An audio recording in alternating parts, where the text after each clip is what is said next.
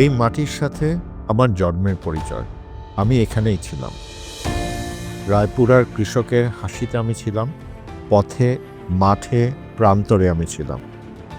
আমি ছিলাম শিশুদের আগামীর স্বপ্নে, যুবকের দৃঢ়তায়, নারীদের আস্থায়,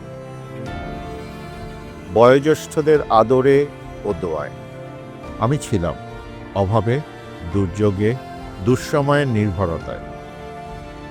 আমি ছিলাম অধিকারের প্রশ্নে, উন্নয়নের বাস্তবতায়। রায়পুরার ফসলের হাসিতে আমি ছিলাম, রায়পুরার নদীর প্রবাহমান স্রোতে আমি ছিলাম, রায়পুরার বাতাসের সুঘ্রাণে আমারও নিঃশ্বাস ছড়িয়ে আছে। আমার অর্জনে, সংগ্রামে রায়পুরার সকলে সাহসের সংযোগ ঘটেছে। আমি আজ দাঁড়িয়ে আছি আমার অতীত স্পর্ধায়, গর্বিত 25 বছরের অবিরাম যাত্রায়। আমি আজ আছি আগামীর আধুনিক রায়পুরার স্বপ্ন পূরণে, উন্নত ও আধুনিক রায়পুরা গড়ে তোলার দৃঢ় কর্মতৎপরতায়। আমি ছিলাম, আছি, থাকবো।